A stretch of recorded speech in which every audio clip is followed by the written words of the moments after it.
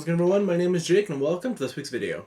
I don't know what you guys think, but in my opinion lately the Nerf hobby has been on fire. Not only are people in this wonderful hobby doing great things, but we're also receiving great offerings from name brand companies. We have footage of new Pro Blasters from ZONE and Hasbro. Eggshot is coming out soon with a new Pro release. The BK2 and AEBs in general are really spicy right now. And even Hasbro's N-Series blasters are nothing to sneeze at, though I will admit I was very cynical when they were first announced. Speaking of N-Series, if things go right, by the time this video comes out, I may have already ordered an Infinite, and pretty soon I'll be giving my 2 cents on the blaster and the series as a whole. But for this video, I want to forget about Pro Blasters, AEBs, and N-Series, and talk about a blaster that I think came and went way too fast. That is the ZONE Vulcanator. The ZONE Vulcanator, like the Double Punch, but not really. Speaking of the Double Punch, we're going to be making a lot of references to this guy throughout the course of this video because, I mean, well, if you understand how these two things operate, they are very, very similar, but again, not really. But now to focus back on the Vulcanator, to get the basics out of the way, this is a flywheel-powered blaster and requires 6 AA batteries to operate and fires full auto.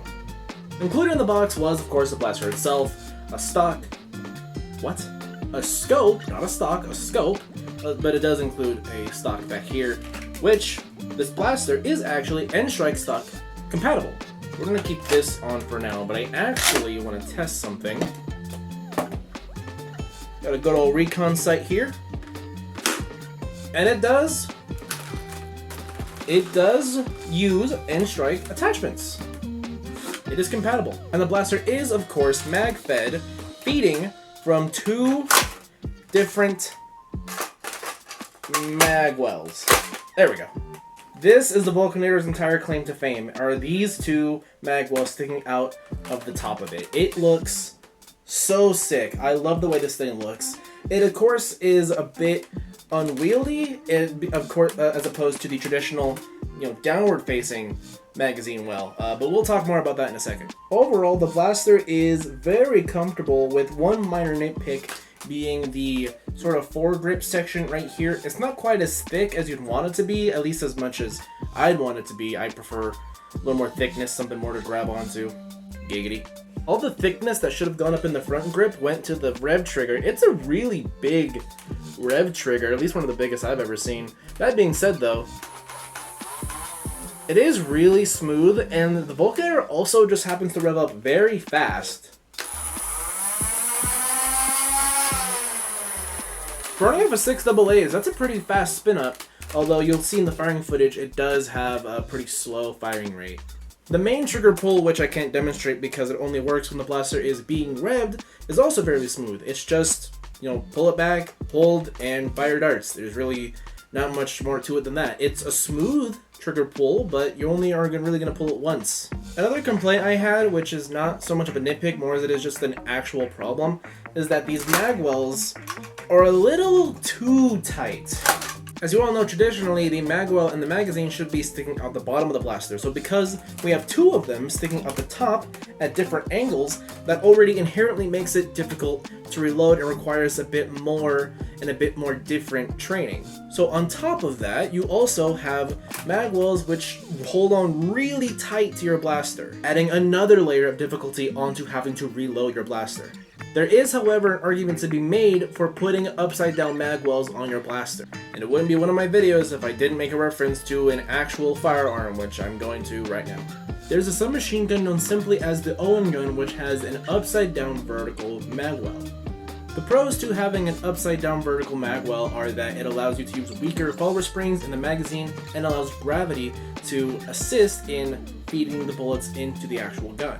The con is that now you have to offset your iron sights where it's not in line with the actual gun and the barrel. It is now off to the left or off to the right. Now in the Vulcanator's case, where there are 2 offset magwells, you can just aim straight down, and that's not an issue. Whether or not gravity feeding is applicable to a toy blaster, I have no reason to believe it doesn't apply, so I'm gonna let you guys decide that for yourselves.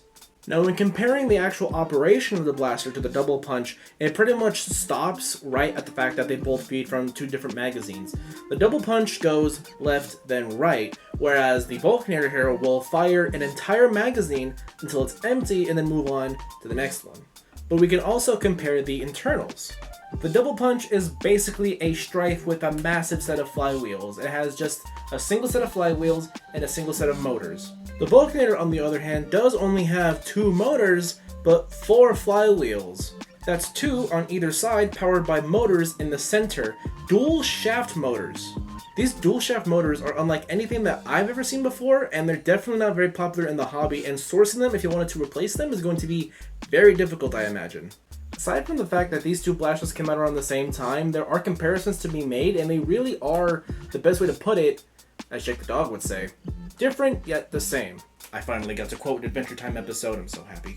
Now I've shared my nitpicks, I've shared my complaints, but there is one problem, one huge problem that the Vulcanator has, which is not just a me thing, it is a Vulcanator owner thing. Anyone that owns a Vulcanator and has fired a Vulcanator will understand and know what problem it is I'm talking about. But if you don't, you will learn right now in the firing footage. Hi. Jake is supposed to make a video and he went inside to get a hat. He doesn't know that I'm recording this. Shh, don't tell him. He'll find out when he's editing. So here we are out on the range with the ZONE Vulcanator, and not only do we have, as you can see, a new target, but we also have a target cam. So now you guys can have a better look at what it is I'm actually shooting. I'm aware on Etsy there are a few really good targets to get right now, but they're really expensive and they're just not in my budget. So this will work for now, just some cans and a nice Nerf dueling tree. But now just to start us off so you guys get a good idea about how the Vulcanator performs, we're just going to do a quick mag dump of all 24 rounds.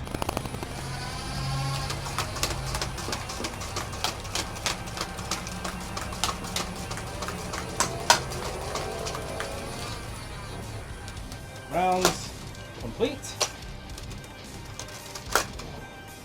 Like most flywheelers, the Vulcanator is not exactly the most accurate blaster, but because you have a solid 24 rounds on you firing at full auto, there is accuracy by volume. If you just put enough rounds downrange, eventually you'll hit what you're aiming at. Accuracy by volume, the best kind of accuracy. Now when we were inside, I mentioned that the Vulcanator will finish an entire magazine and then move on to the next. So to try to prove that, I have both magazines loaded, one of them with the included chili darts, and one with some Adventure Force waffle tips. Now let's see if I actually knew what I was talking about, or if I'm just very wrong.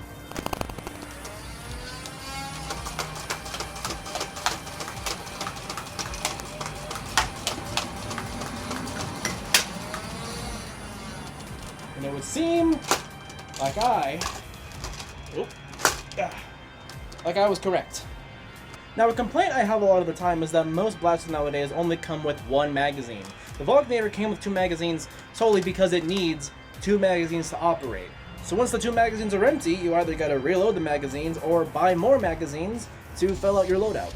And I'm sure a question you guys probably have is, well, Jake, does the Vulcanator take Nerf magazines? And yes, it does.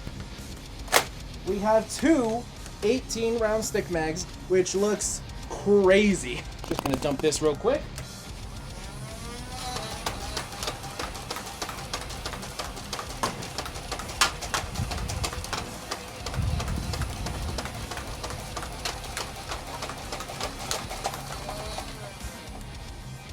Most full-length dart magazines are cross-compatible. You'd be hard-pressed to find a full-length dart magazine that does not work with every other full-length dart blaster.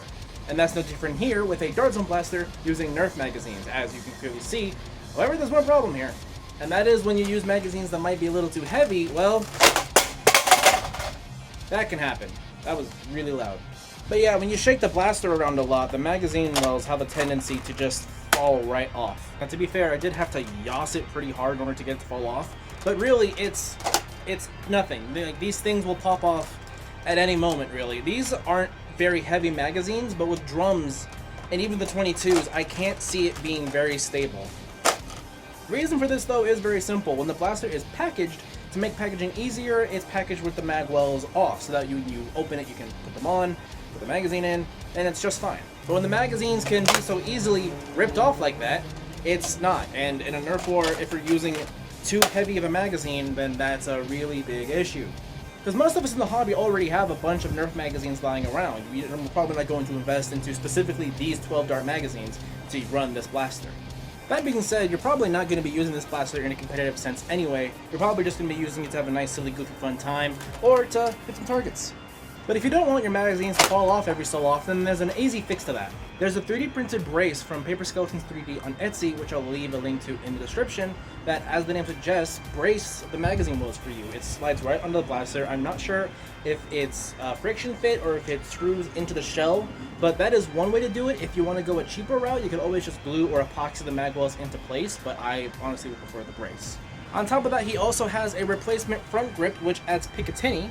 And before we go back inside to discuss mod potential a little further, I want to also mention that a lot of companies, for a short period of time, just really love ripping off Wacom S7, because the double punch is basically the deleter that we have at home. This is the paradigm shift we have at home. Another hook classic from Wacom S7, I'll leave a link to that video in the description as well. But you can't look at this and tell me this doesn't look almost exactly like paradigm shift, minus the vertical mag well. Kind of random to point that out now, but I could not do this video without having to say it. But anyway, it's hot and I want some ice water, so let's get back inside.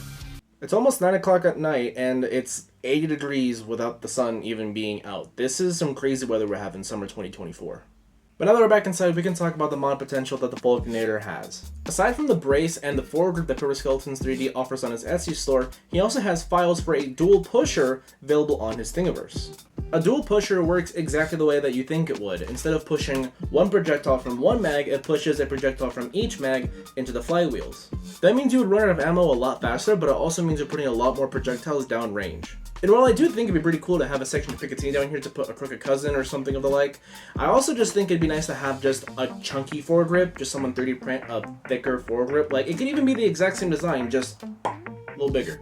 And I can't believe I actually found them and didn't save them, but apparently somewhere out there are replacement mag releases. As you guys know, when I do these videos, I usually have notes on my laptop here in front of me so that I can make sure I get whatever it is I want to say about the blaster out.